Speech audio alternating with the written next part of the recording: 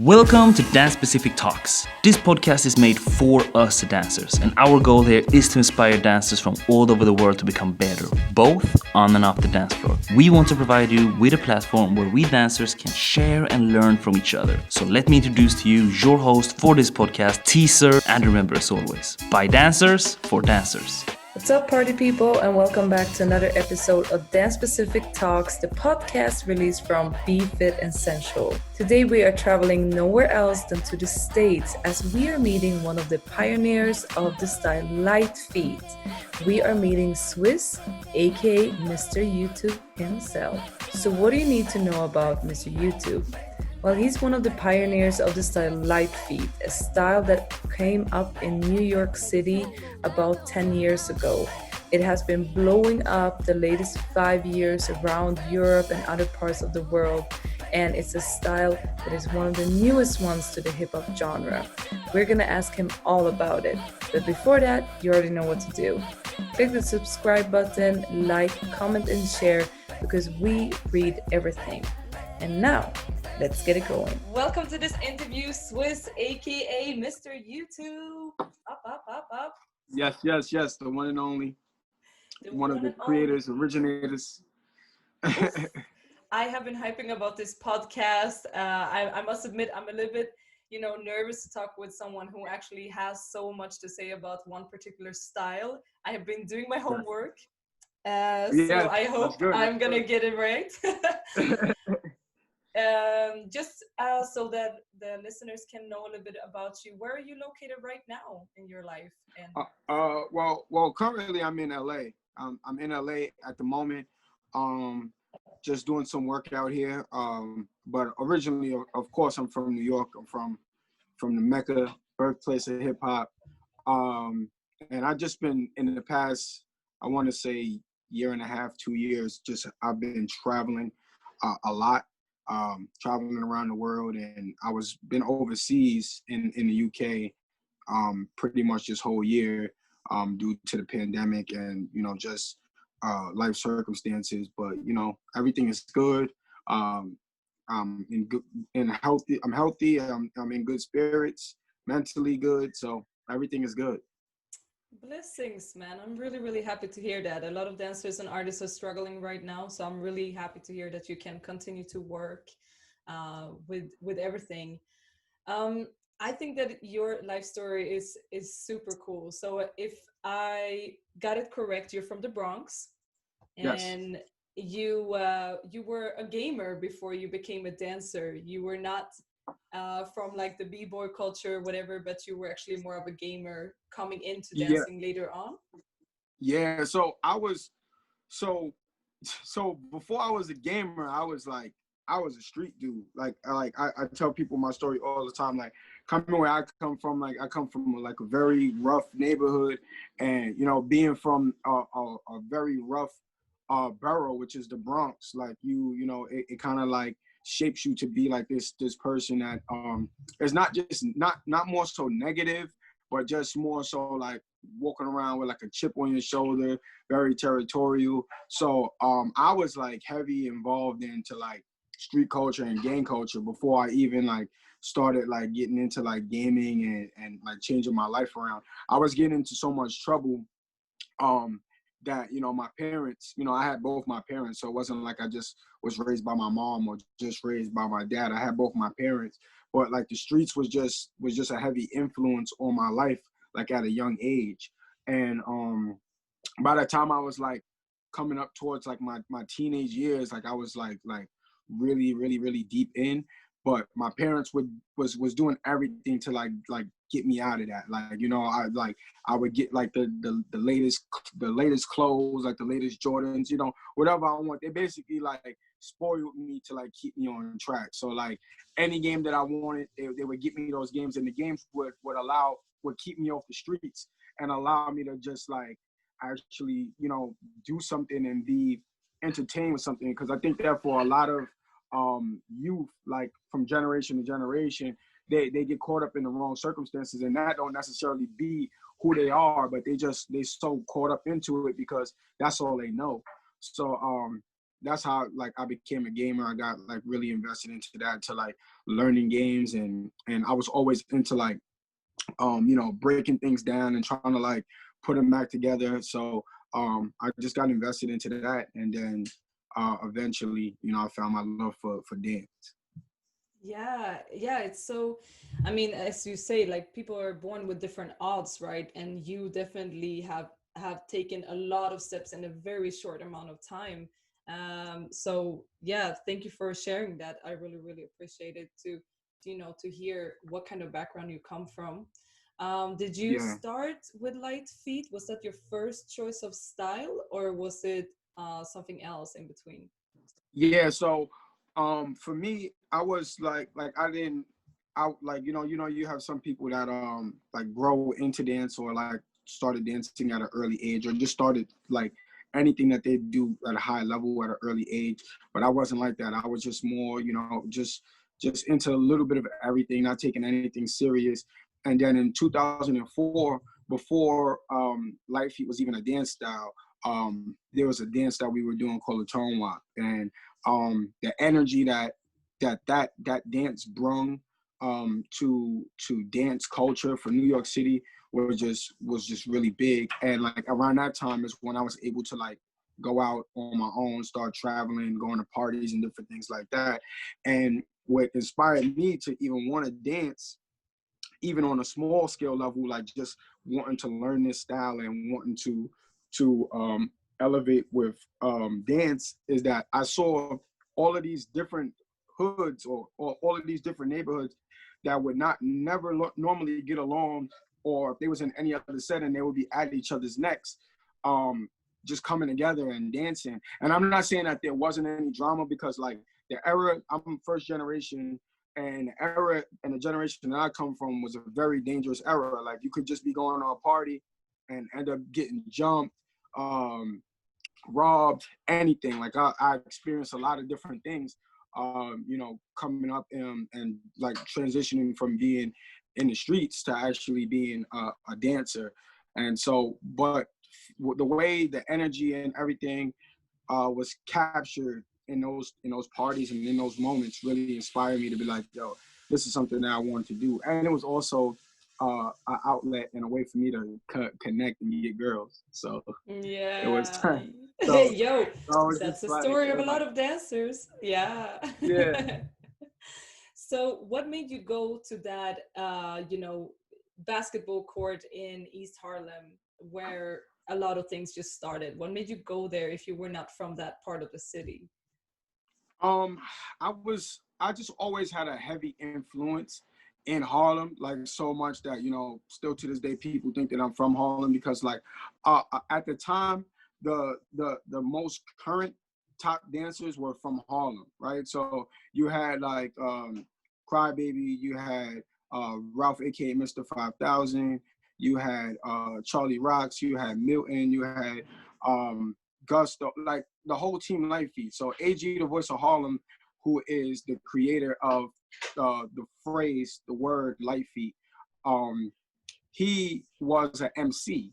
And so by him being an MC, he would be an MC for the basketball game. So like all the basketball games was in Harlem. You had the Rucker Park, you had the Kingdom, you had a bunch of different basketball tournaments on the east side and west side of Harlem. So those were the places to be. Like the only thing that the Bronx had was like Gaucho's Gym and the Watson Shootout, Watson Classic, which is my hood, my area of the Bronx. But it wasn't.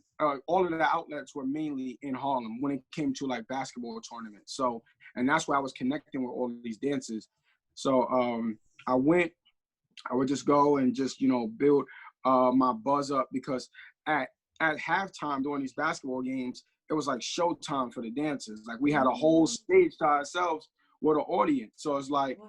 you have the DJ there, you have the MC there hyping you up, and that was the way that we got our name up. It was the basketball tournaments, and also it was the parties, the team parties and the jams. And by that time, the chicken noodle soup became like a really popular dance in 2005, going into 2006, and that's just like what ushered in the whole Litefeet era.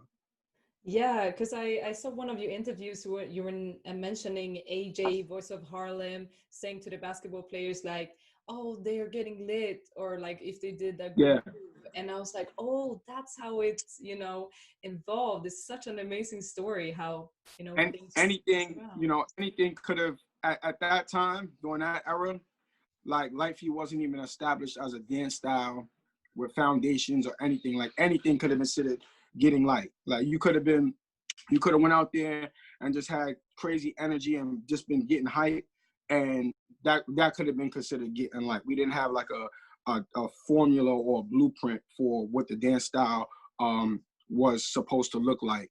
I was the one who disconnected from the social aspect of the dance and started crafting the dance, because I wanted this dance to actually stand the test of time, like and last. I didn't want it to be like a popular dance for a year or two and then nobody's talking about it. So I would literally train 10 hours a day, 12 hours a day, from the time that I woke up to the time that I went to sleep, on how to build the vocabulary of the dance style.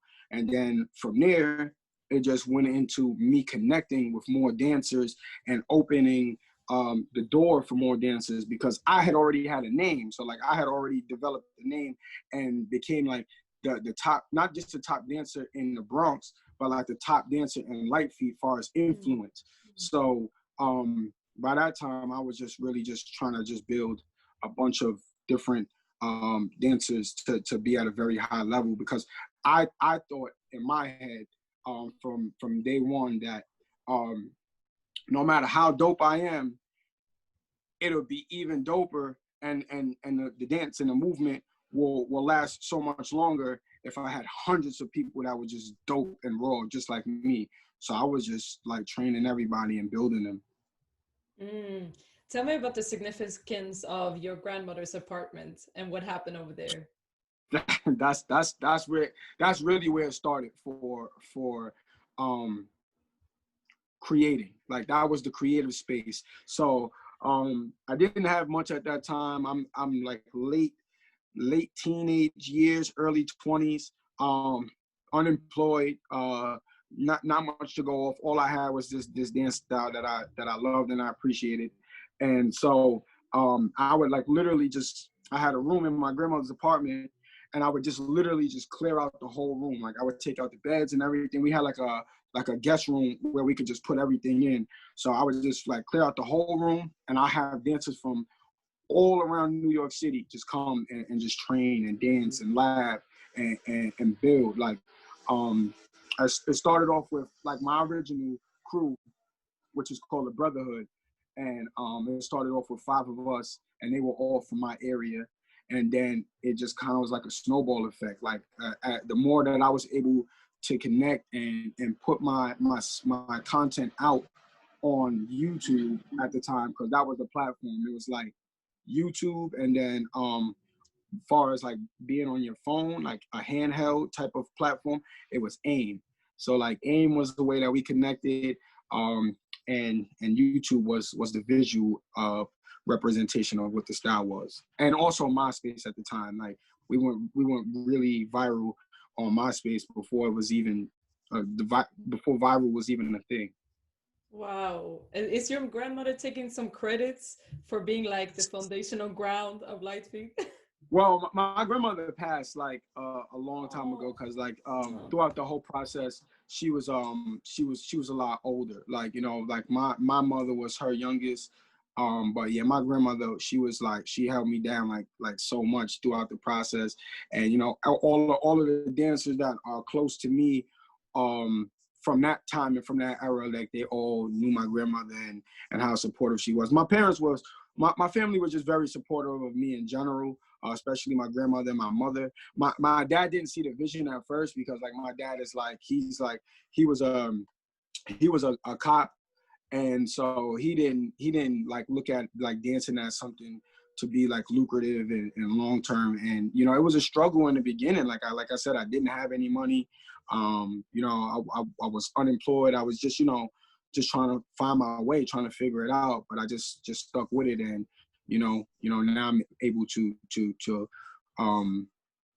enjoy, all of the hard work that I put in all these years. And, both of my parents are very proud of me. Yeah, I'm so happy to hear that, because a lot of families don't support that path of dancing because, as they say, it's very hard to make a living out of it. So yeah, and bless your grandmother, she did a great job letting you stay there and letting have you all your people over. So that's great. Um, Yeah, it was a blessing. Yeah. yeah. Um, can you tell me a little bit about your partnership and the impact it had on you to be, collaborating with Crybaby? So Crybaby was the first person that I reached out to because don't like around the time when the chicken noodle soup video came out, um, he was the one that I seen in the video. I had already connected with like all of the dancers that was in that video, but like it was just something that gravitated me towards Crybaby, and he was having there was a party going on that was in his neighborhood, and this is before we even really like we connected, but we weren't like close. And so I'm like, yo, there's this party that's going to be on the east side in Harlem. I'm coming through. Um, let's build. Let's link up. And he was like, yeah, most definitely, let's do it. So that very party, like we went to that party, we killed it, we smashed it, and we was able to connect. And then from there, it was like Crybaby had never came to the Bronx. And so at that time, I was working with a videographer named D. Cole. And he's like, yo, I want to do this dance or go home thing. And I want to get Crybaby. And I'm like, well, not to sound cocky, but I'm the hottest dancer in the streets. If you work with me, I can get you Crybaby. And so, he trusted in me and believed in me. And the first time that we shot Dance to Go Home, Crybaby was in my crib in my grandmother's apartment in the Bronx. Wow. And you hosted the Dance and Go Home competition, the first, Yes. Yeah. yeah. The first and the second DVD. Yeah, the first one and the second one. Me connecting with D Cole, we both gave each other a shot, and I had the talent and the likeliness, and he had the vision. So once we came together, we were just able to just put the dance culture for New York City like just in an uproar. Mm.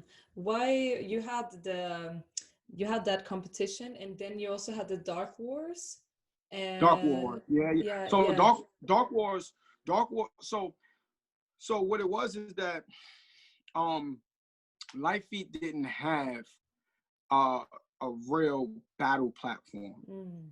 Dark Wars Yeah. became the battle platform. That became the standard. That's why if you watch the battles and if you pay attention to the battles, we don't compete against each other face to face. Like what if it's a one-on-one, whether it be a one-on-one or a team battle, no matter what it is, when we're battling against each other, we're facing the camera.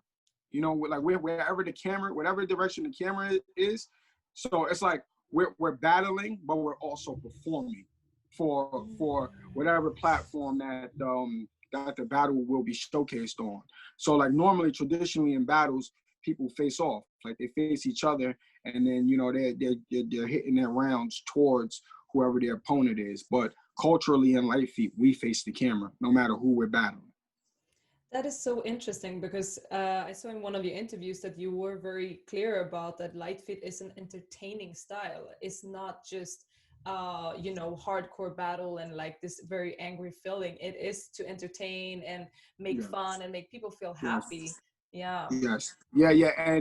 Um, and also it depends on what era and what generation you come from. Because I come from the party era, so it's like the party era was very important because it wasn't just a room full of dancers. You had dancers, you had people that were just spectators, you had women that were just into the fashion and the social aspect of what dance and Litefeet brung.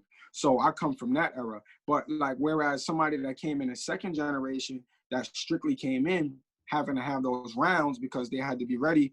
But like Dark Wars was a weekly event. So like you had to be ready week by week. Damn. So Damn, weekly? Shit, yeah, that's a lot weekly, of battles. yeah, that's a lot. Yeah. So so that generation more so has a different take and different mindset on what Litefeet is and what it is to be at the top. I was just the dancer that was at such a high level that I was able to transition from the social party era into the battle era and still be just as good and just as significant.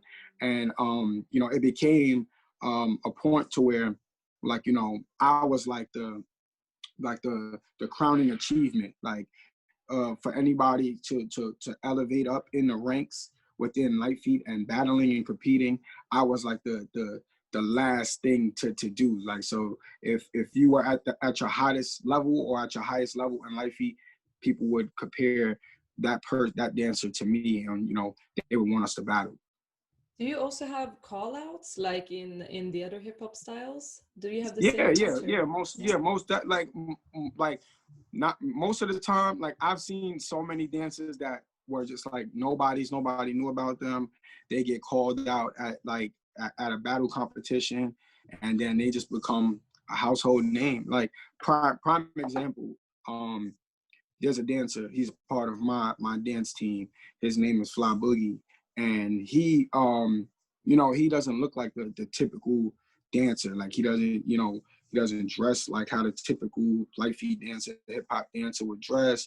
He doesn't have that look. He's got glasses. He at that time he almost looked like a nerd. Like, it's just like, who's this guy? So then D Cole, he called out one of the top dancers at the time. And then after that, he called out Fly Boogie to battle one of the top dancers at the time. And everybody's like, oh, like this is crazy. But Fly Boogie ended up doing his thing and ended up winning that battle. And that transformed him from a nobody to you know, a somebody in Litefeet. Mm. This is so funny. This is a little bit of a sidetrack, but I come from dance hall. And so when I've been to Jamaica, this is very, very similar. You have the video cameraman in the middle of the parties. You're dancing towards the video grapher, and you're not doing battle, you clashing. And but Yes, it's mostly to take, you know, you because you have the parties, you have the women with the fashion, you have the spenders by the bar, and you have to keep it exactly. entertaining. And then you have the commentator, the selecta, and such, you know. So it sounds very, very similar to that party culture that you started in. It is, yeah, it is. And even when you listen to the story of Lifey, it's like extremely similar to the birth of hip hop. Like, you know, from the style to the dancers to the DJs to the MCs. Man, like the culture just kind of did like a full um how can I say, like, you know, it just, it's the similarities is like scary in a lot of ways. It's almost like the second coming of hip hop. That's why they call Lifebeat the new school hip hop. Yeah, um, I I want to know a little bit more about the train shows too, because for me, Oh you know, the train shows are also a part of the old hip hop culture, and then yeah, Lightspeed has just become this thing with the train shows too. Tell me a little bit about that. Was that like a daily thing you did, or what happened there? yeah. So in in in Lifebeat we have two terms for train shows. Originally it was called coal riding. And the reason why we called it coal riding is because like the younger dancers, not I wasn't dancing on the trains at that time, but like the younger dancers would dance on the trains to make money to get into the events. So like if the event was like $10 or $15, they would dance on the trains to make donations to be able to get into these events. Then past that, the term for it is called hitting, right? And like, so the hitting the train, like hitting different spots, hitting different trains, became really popular with the waffle dancers like Goofy Kid, Jono, these were some of, like, you know, the first dancers to really dance on a train consistently for pay. And then shortly after that, this was like around 2010, 2011. I started hitting the trains in 2012 because it was a lot going on in my life. Like I had just lost my job, and then I also were doing dance events from 2009 to 2012, which is called COL, Center of Light. And my dance platform was probably like put the most dancers on, like exposure wise to legendary status, classic stuff. Like that was like the golden era of what Litefeet is, like coming off of the Dark Wars era. Cause like the Dark Wars era was just like everybody was dancing, but not everybody was at a high level. By the time I started doing my events in 2009, I was already at like my highest level, and a lot of the dancers were now catching up to that level. So it was just like a lot of high level things. And in turn, I was able to have the biggest event in Litefeet history. I used to do these themed events, and one of the themed events was called Litefeet WrestleMania. And in 2011, I did this battle Litefeet event called Litefeet WrestleMania, and I would have it once a year, and I would wait to the end of the year to do it. And it was also the first time that I wasn't the headline battle of the night, and it was like the biggest turnout in Litefeet history. I had a loft space that can hold 1,000 people, and literally we filled the whole loft space out, over 1,000 people, and we had to turn away hundreds of people from getting in. Like I remember, like by the end of the night, like I just like literally remember, just kind of like just like getting down on my knees, like, and just like being like really emotional, like crying and in tears because of everything that I had, all of the time and everything that I had put in and the vision that I had. I've never had a vision where it was just about me. Like I've always had this vision of, you know, people coming together and just having this crazy movement that can just inspire and motivate people around the world. So for me to even put that together, and the time and effort that I put in, and at that time I didn't have like a serious team. I had like a couple people. I had a videographer. I had one of my mentors. His name is Dr. Rich, and my dad. Like that was my team at the time. It was like the videographer, my mentor, and my dad. And my dad was the one that was just basically like making sure that the money and everything was secure and everything like that. But as far as putting together the battle list, the venue, making connections, that was all me. So I was like, that was kind of like a crowning achievement for me. So fast forward past that, back to the train situation. I lost that spot. Like they were wanting too much money for me to still go forward with that spot with doing dance events there. And also I lost my job. So I was down on my last. Like I had some money saved, but at this time I've been living on my own since 2010. So I've been dealing with like bills, expenses. I was in a relationship at the time. I had just had my daughter at the time, so it was just a lot going on. So like realistically, it was either sell drugs or dance on the train. Like that was the two alternatives in my head. That was the two alternatives. I remember sitting on the train, and I was down to like maybe like my last $800 to my name, and I was just thinking to myself, like, go to the streets, like go back to the streets, or dance on the train. And, you know, being that I was so invested into dance, I'm like, yo, I'm gonna dance on the train. I'm gonna give dancing on the train a shot. So I paid my rent for like 2 months. And with the little bit of money that I had left, I bought an amp. I bought a radio, and I just danced every day on the train, like from 2012 to 2015. Wow.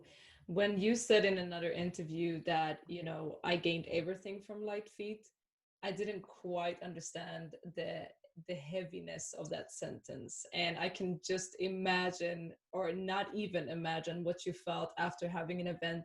First of all, finding a location, yeah, Mhm. holding that much people, being able to Yes. pay it, and being able to contribute back to the culture. Yeah, I'm just speechless. Like, that must have been such an emotional moment.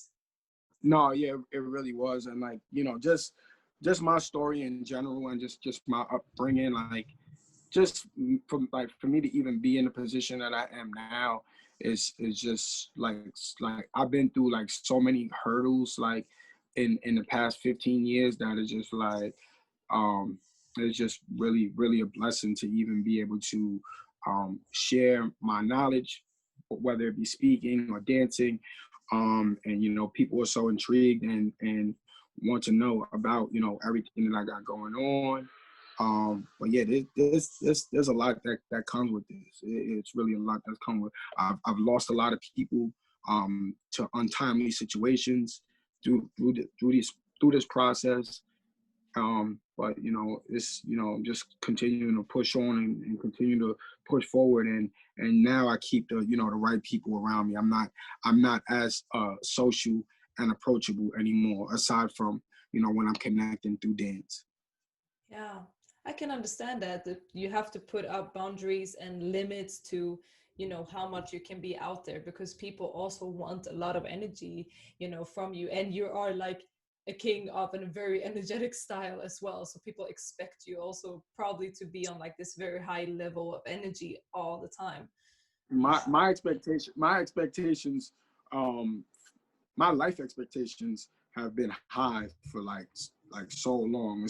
Like especially because like you got to understand, like I've been a top dancer in a market that is a top market for street dance. Like imagine being a top dancer in New York City. That doesn't happen often. Like that just like and for me, I didn't even know how to like what that meant. Like being like a top dancer and everybody is following your lead, and I'm still in my early 20s. So it's like I'm like mentally I'm not developed into to being like somebody that can be an influencer and a spearhead to shaping. I'm still crafting on my own. I'm still learning on my own. So yeah, it was definitely like a learning process. But I feel like now where I'm at, it's like I'm at my most complete form. Like like physically, mentally, talent, everything is just kind of like just balanced out. And now I'm a more complete person and dancer.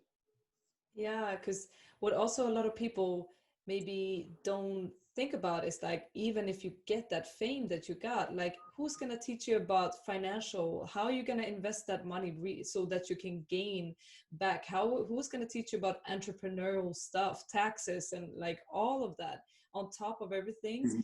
Mhm. Fame can be 15 minutes if you don't herder and like, grow your plants right. So yeah, I Yes. can imagine Mhm. that. Yeah.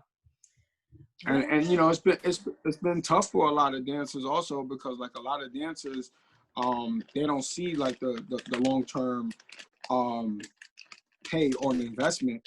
But you know there's a lot of dancers that have come and gone that I seen that were like really special and really talented. But now they look at me and they be like, "Wow, Swiss, you really did it," and they give me that motivation to like keep going, because like I said, like not a lot of people make it where I come from, or where my people come from, like culturally and or in dancing. So you know. Before we go back into this episode, I want to take the time to shout out this episode's sponsors, Be Fit Essential. I have been working with Be Fit Essential's Dancers Bootcamp online program for a while now, and I know from first-hand experience that it works. So what is Be Fit Essential except worldwide coaching individually one by one? Well, it's also Dancers Bootcamp Online. Now, listen up to this. Dancers Bootcamp Online is the #1 world platform for us dancers who want to train dance specific with easy follow along videos. Not only do you have tons of workout videos inside Dancers Bootcamp Online, but you also become a part of this global movement and community with like-minded dancers whose goal is to become better each and every day. Not only do you have weekly updated schedules for the ones who want help to build their own workout routine, you also have 2 full 30-day challenges with dance-specific workouts only. Then you have different sections focused on different parts of the body. Let me tell you some examples. You have the abdominal section, Bachata booty section, nutrition guidance, dancer's mastermind if you really want to get into master your own mind, and also stretching for dancers, flexibility, knee rehab for dancers, and kettlebell flow for dancers. On top of all this, you also have weekly webinars and live workouts with Coach Sebastian, and you get a free coaching call with the team whenever you feel like you need it. Listen, I would never promote this if I hadn't tried it myself. I tell you, throughout Corona, this has been a lifesaver for me as a dancer when I couldn't go to classes or anything else. And I truly support the dance-specific training that Sebastian and the team of BeFit Essential are doing. So if this sounds good to you, it's getting even better because we have our own promo code. When you are writing in a live story in one word, ALIVE story in one word, you now get 25% discount on the monthly membership as long as you stay. You can cancel whenever you want and there's no startup fee or hidden costs. So if you have any other questions about training or nutrition, never hesitate to reach out to Sebastian at his social media for personal guidance. By dancers, for dancers. What happened when you got that first invite to go to Europe? How did that come about and how did that feel? Because as you say, like Crybaby hadn't even visited the Bronx inside New York City. So it's not a given that you're traveling abroad. When was your first time abroad and like how did it change you? So Crybaby and a few other Litefeet dancers had already been traveling and connecting with the international culture. I was still more so invested into solely crafting New York City culture, and I had my own platform to do that. I used to do a free Litefeet dance session every Tuesday and Thursday for 10 years straight. Oh. For 10 years straight. It was called Tea Night. And there's visual documentation of this. And everybody that have connected with Litefeet or come across Litefeet internationally or within America have come to Tea Night. So I was totally invested into that. But once the international community started really taking a liking to Litefeet is when I really started to get fully focused and fully invested into who I am. And when I say who I am, meaning when it comes to Litefeet, if I explain my story to you, it is not just my perspective. It is Litefeet. Like when it comes to Litefeet, there is nobody that have put in more time and investment into the style and into others. So I really took the time to say I'm gonna really show people, who I am and why I'm so significant to this culture. So at that time, I had just got a phone. Like my mom had just got me a new iPhone. I forget which one it was at the time. This was like 3 years ago, 2017. And I said to myself, I'm going to push problems aside, bills, anything that I had going on in my life. I'm going to push it to the side and I'm just going to dance. I'm going to post 2 to 3 videos on my Instagram every week. So I went from 2 to 3 videos, 3 to 5 videos, maybe a video every day. I'm just dropping videos, content. I'm connecting with other dancers, Crybaby, just all different types of dancers in Litefeet. I'm connecting, I'm doing these things. And my platform is just building. I'm going from, I had like 6,000 followers at the time, and I'm just elevating. No big push, no viral videos, no world star or any big platform reposting me or anything. So we do this revolution video, right, where it's like all of the top Litefeet dancers from New York City, and this social media influencer called Down Goes Frazier. At the time, he had like maybe like 500,000 followers. So we do this video, and I'm generating a crazy buzz now. Now, like my buzz is getting up there.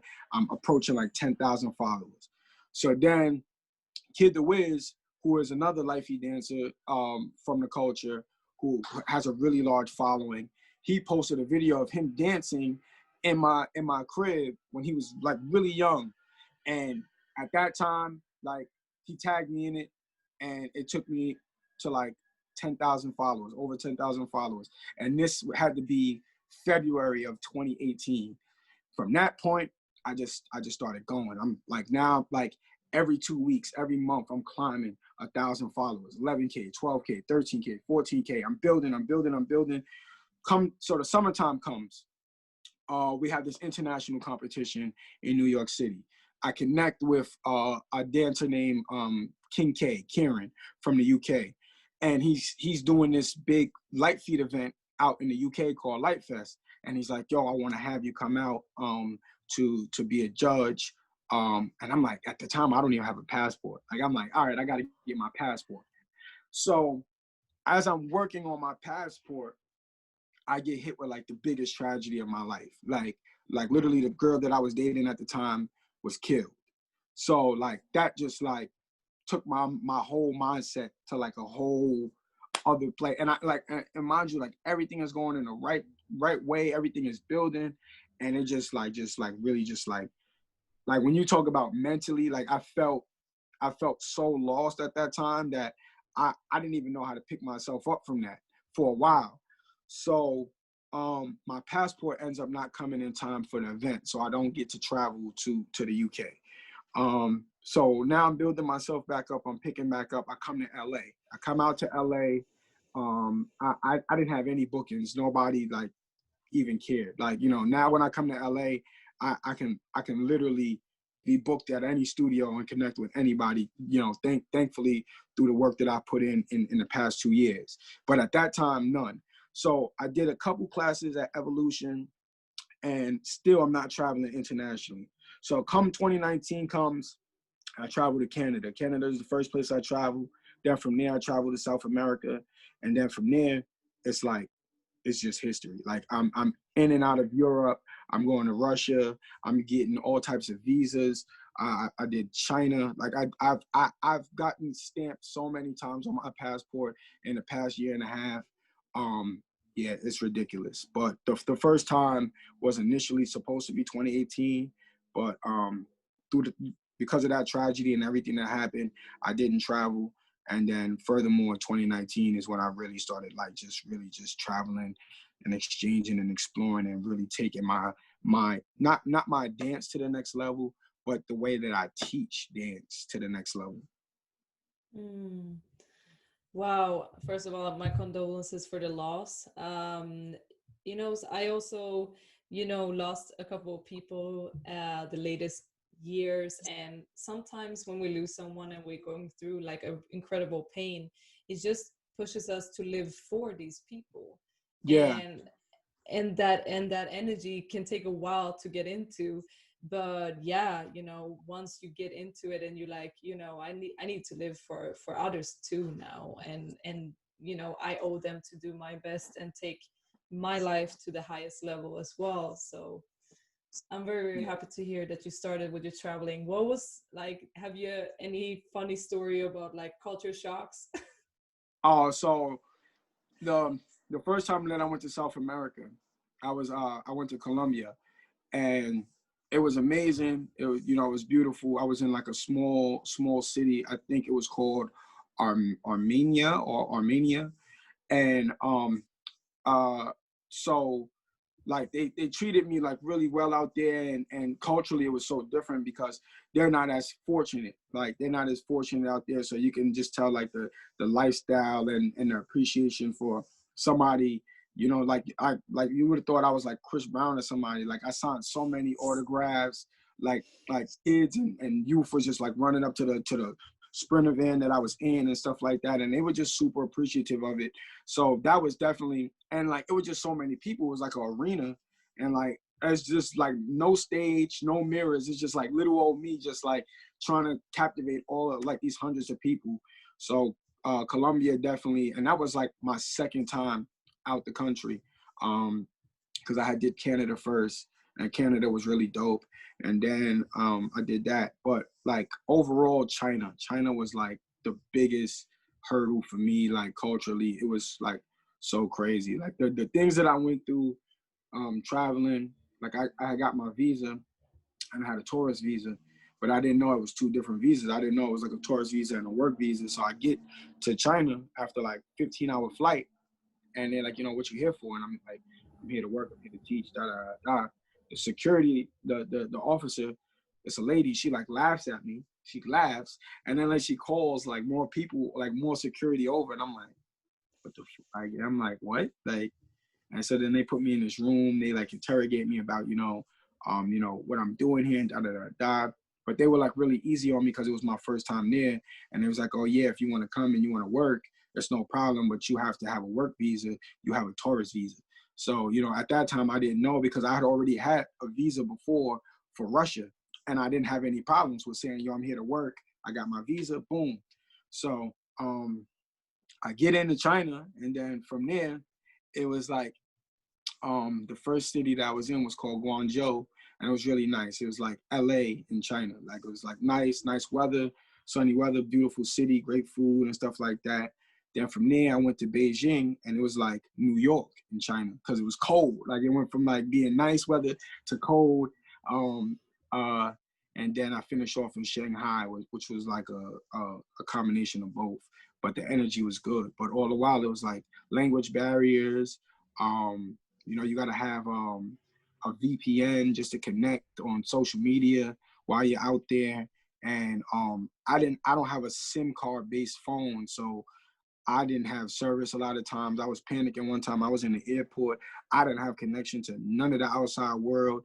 It was crazy, but you know, I got through it. I feel like my story when it comes to like Litefeet and when it comes to dance, I don't feel like anybody could have done what I've done. Like I'm like a very mentally strong person. Like I don't get like knocked down easily. I don't get swayed easily, and that comes from, you know, being in the streets for so long, and also being competitive for so long. Like I'm so competitive that like I won't let any obstacle like diminish what I'm capable of. It might take me a little bit longer than others to get it, but once I got it, you might as well just move over because like I'm trying to be the best at anything that I do. Mm. When you're out teaching around the world and people maybe never been to New York City, or they have like never really seen you know, the type of battles that you come from and the clubs that you come from, what is the essence that you think is most important to give to these students on the across the world about Litefeet? So my classes and my workshops are based around energy. It's based around feel. It's based around vibe, right? Like I can care less like how the moves look. I want to see people enjoying learning, enjoying growing, enjoying building. So I always create an atmosphere of confidence building more than anything. And I think that in our culture in Litefeet, confidence is the key, right? Like it's like really like the key to enjoy the process, to go out there and mess up. Like I wasn't always the greatest Litefeet dancer. I was like, and some of the other great Litefeet dancers, I saw them when they were just learning and building, but they had the confidence to do it. Like I always tell people this, like, you know, when I'm battling or when I'm performing or I'm in a setting where the attention is on me, I'm not nervous. I might feel, I might have some jitters a little bit here and there, but I'm not nervous. And the reason why I'm not nervous is because no matter what I do in that situation, right?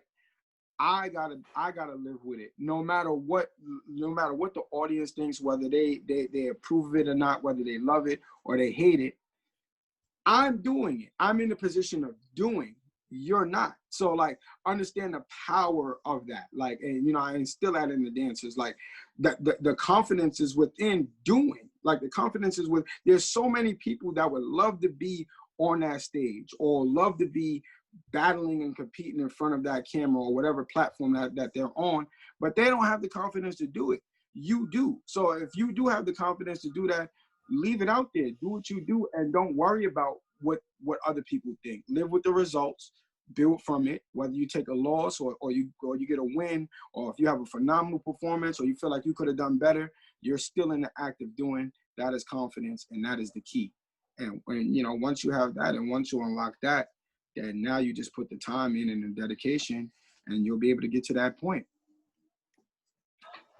Boom. That was like a mic drop out.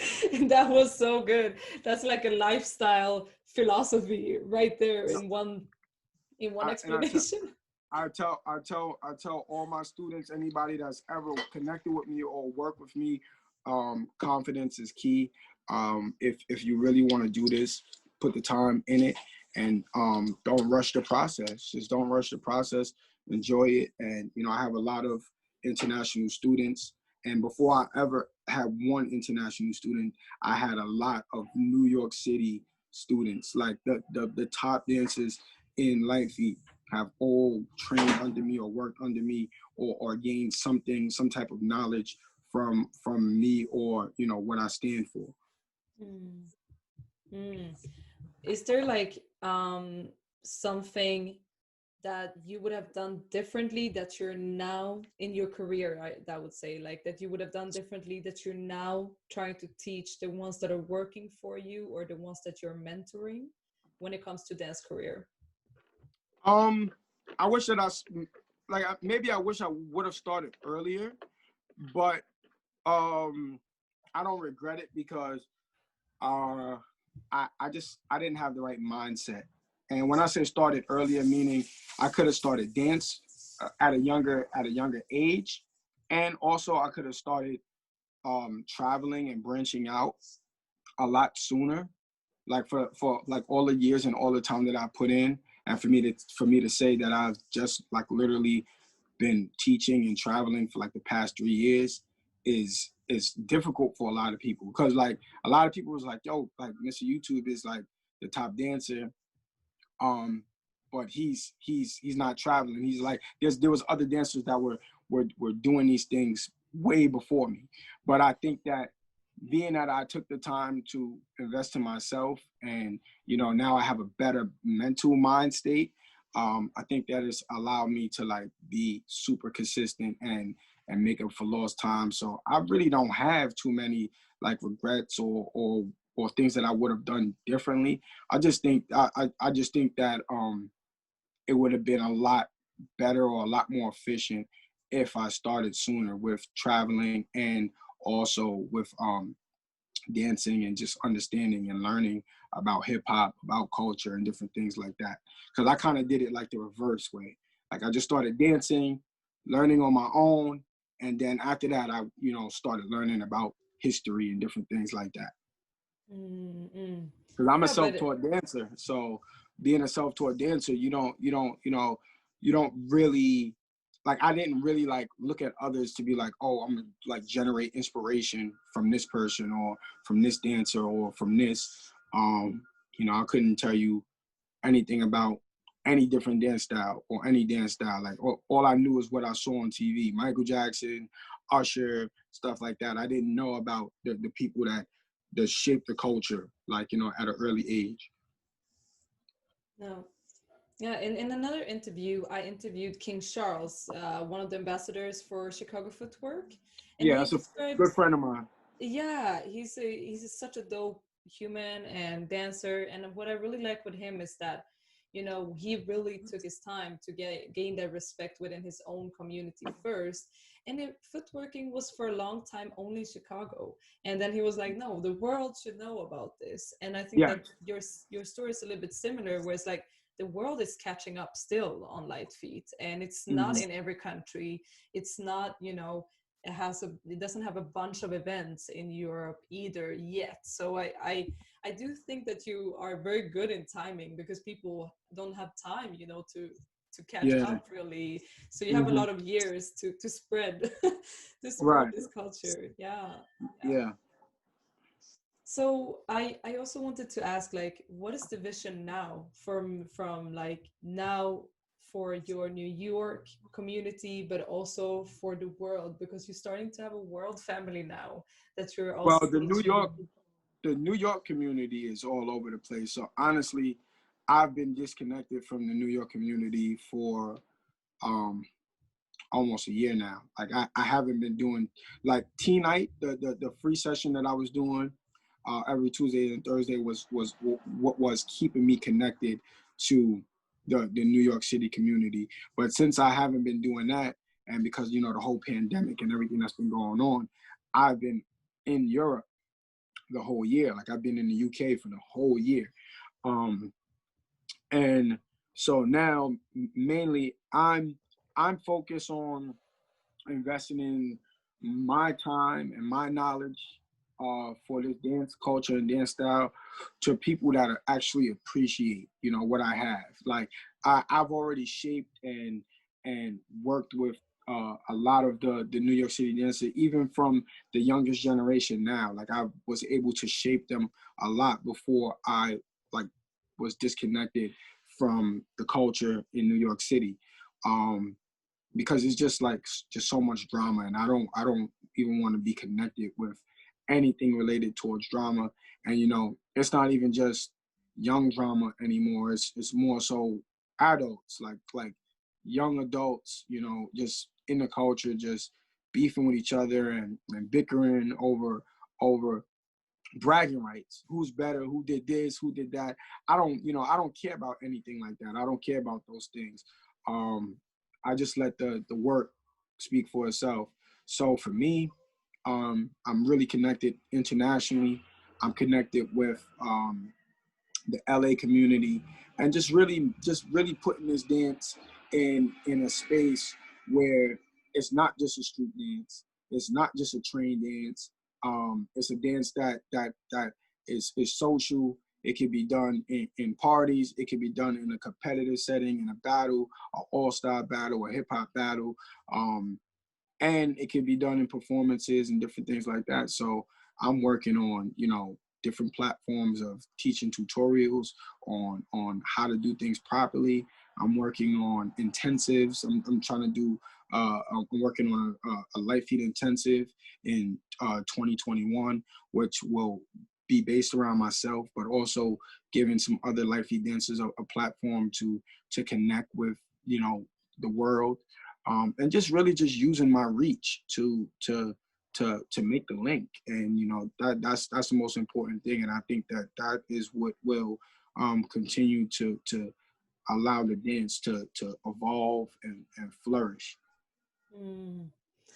What is it with Litefeet that is like still, you know, touching you deep within, that makes you keep going? Like, because you could also change dance styles, but Yeah. there's something that makes you keep going. There must be something with Litefeet that speaks to your core in like a way. I carry the essence. Like it's like for me, I can't see like nobody else doing this job. Like it's like this is who I am. So like um you know, some people close to me and people around the world regard me as like the GOAT when it comes to Litefeet. I don't even think like that. I don't even let that get to me. I'm just trying to carry the message of what it is to be a Litefeet dancer, what it is to be uh, a good person, a caring person, somebody that's always looking out for others. So you know, and you know, I love the exchange. I love the energy that that it brings. Like, you know, when I connect with different students and different dancers and different cultures from around the world, just their appreciation for not just learning a new dance style, but being able to be a part of something. Like, you know what it is to be a part of something and be like, yo, I shared that moment with this person, and like I was a part of that and those memories, you know. So that's like the main thing for me. Like there, like, and this is not to sound cocky or anything, there's nobody in Litefeet that do what I do. And I'm not talking about from a dance standpoint. I'm just talking about from an energy standpoint, a confidence builder. Like, I'm always trying to build people's confidence, talk to them, give them the proper steps to become better. And I don't just keep it in a Litefeet box. I don't keep it in a Litefeet perspective. I tell people whatever it is that you want to do in life, whatever it is that you really appreciate and love and you enjoy, hold on to it. Like, hold on to it like it's yours. And whatever you put, the time that you put into it is what you'll get out of it. So if you 50% invested into something, you're going to get 50% results. If you're 100% invested into something, then the return on interest will come. So that's my main thing, and that's what motivates me all the time. Like, I really love what I do. Like, I couldn't see it any other way. Wow. Thank you for that. Thank you for sharing all of it, all that wisdom and knowledge and, you know, just life journey. Um, in the end of my interviews, I always do something called fill in the blanks, where I basically start a sentence and you just end it however you want to. Okay. And yeah, you just float it, just representing yourself. So if I say a great dancer must have, and you end the sentence.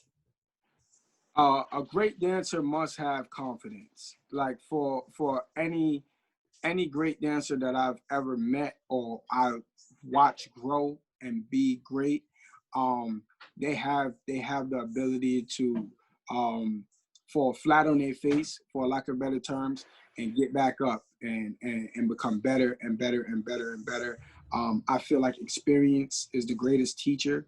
So take that time to learn, take that time to experience, take your wins and your losses, and you know keep your head high, keep yourself going, and continue to build confidence. Confidence is key for me. Great. When I go to events that I really love, they always contain. And they always can. When I go to events, they always contain great dancing, uh, great music, and just cultural differences. Like the events that I'm at now, whether I'm battling, because I still battle, or judging, or just spectating, I'm able to connect with different dancers and different dance styles. And for me, that's like the best thing, the biggest thing, just to see, just to get a glimpse of different people and their approach to music. Man, I miss that. That's one thing that I've been missing the most throughout 2020 is just dance events, parties, and stuff like that, gatherings, having people come together like in a like classroom setting. Because I've still been able to teach in certain situations, but not just exchange and just build and just vibe and just be around other great dancers and social stuff, few drinks, and stuff like that. So yeah. Yeah. I love working with people that are. I love working with people that are invested, easygoing. Because like some people are just not good to work with just because of their attitude. But I just love to work with genuine people that have a genuine interest for what I do and for whatever project we're working on. And yeah, like I said, I connect with a lot of people, so I'm really big on energy and reading people's energy. And I think that that's been the best part of traveling around the world, it's like a breath of fresh air because, you know, people just treat you different. You know, I come from New York City. I like, we are so gritty and so territorial. We can love you and hate you at the same time. And, you know, it doesn't always like mean that we mean any harm, but that's just how we are. Like, it's just always competitive. And I haven't been a competitively driven person since I've been able to travel and, you know, witness other cultures and other people. Wow. One thing that I've learned about myself this year has been that I can do Zoom classes and still make money without having to be in person. I learned I can't really pinpoint one thing. I've learned how to like love and appreciate the little things a lot more now and not take anything for granted. You know, having this conversation with you, you know, is a blessing. Me being able to connect with the people that I connect with is a blessing. Me being able to be in LA with one of my first students in Litefeet, and also my brother is like, you know, I'm just blessed. You know, I'm just blessed in so many ways. And you know, the people that are around me, from the people that are still around me and in my corner, and to the people that are no longer with me. You know, I'm just happy to, you know, have life and just be who I am today. So, you know, 2020 has taught me how to just appreciate the little things and love more. Cause I'm a machine. I just go. Like, I just like anybody that's around me, they'll tell you, like, you know, I'm always smiling and I'm so social when I'm invested in that, because I love dance and I love like Litefeet and that energy. But like when I'm just on my downtime, I'm very chill. I'm very, you know, selective to myself. So it's just like really just having those moments where, you know, I can appreciate, you know, people. That is so important. This year has really taught us to learn, you know, just being in the park. Don't take it for granted. Yeah. We just did a park session. I just did a class and a session with my brother in the park, and you know, like literally, we thought it would be like, you know, just a few people, something more intimate. I wasn't even like really stressing it, and we ended up having like over 20 something people come out, and it was just like really amazing, and it was good because I appreciate those moments where I can like, if I don't connect with you on a consistent basis, when I do connect with you, I'm trying to give you as much as I can. I'm trying to give you as much as I can. So yeah, becoming a father changed my prioritizing, changed my ways of looking at things. Yes. So yeah, me becoming a father just made me hustle more. Like literally made me hustle more, because now I'm not just living for myself. I have a daughter that I have to take care of, and also looks up to me. So it's like, you know, when you're in the position that I'm in, and you know, you got somebody that's like looking at you as, you know, what life standard is, then you know, you want to be as complete as possible. So it was definitely a learning process, and it was very difficult. And you know, it's still a learning process and it's still difficult, but you know, I'm just building and I'm learning. I'm taking those steps day to day to just be a better father. But it definitely makes you hustle a lot more. Yeah, because you got that responsibility, right? It's generational wealth we're talking about, and all that. Exactly. Yeah. What is one thing that you want to achieve within the next year? So within the next year, meaning 2021, I want to do this Litefeet dance intensive, which it just gives you a little bit more of who I am, because people might see this and they see this side of me, and then for the people that take a class, they'll see the dance side of me. I want to be able to give people that both sides of me in one, you know. So really doing it, working on this dance intensive, and continuing to travel and spread that message. I wanna spend like some extended time. I want to spend like some extended time outside of America, like outside of the country, whether it be in Europe or in Asia. Um, All right. Well, from the bottom of my heart, I want to say thank you. I respect you so much for taking your time and talking about your story over and over again, probably. But this has been like a really, really good conversation. And I always leave the mic to my guests. Like, where can we find you? Is there any projects we should look out for? Is there anyone you want to love bomb? The mic is yours. Yeah. So, once again, shout out to anybody that comes across this video. Thank you for having me on this platform. My message stays the same. For anybody that is watching this, that want to know more about me or about Litefeet culture, just get in contact with me on Instagram at Mr. YouTube, MrYoutube. And yeah, let's just continue to spread love, confidence. Let's continue to win. Much more success coming in 2021. Even in crazy times and circumstances like this, let's continue to lift each other up, build, and work hard, and hopefully we'll be able to connect. And I'll see you guys soon, no matter where you are in the world. Blessings, man. Thank you so much. Thank you. Don't forget to click subscribe, comment below, and give us a rating or review. We have a Facebook page, YouTube page, and we are on Spotify, Google Podcasts, iTunes, and all the other podcast platforms. We also have an Instagram, so don't forget to tag us in your favorite episode and share it with the world, because we read all of it.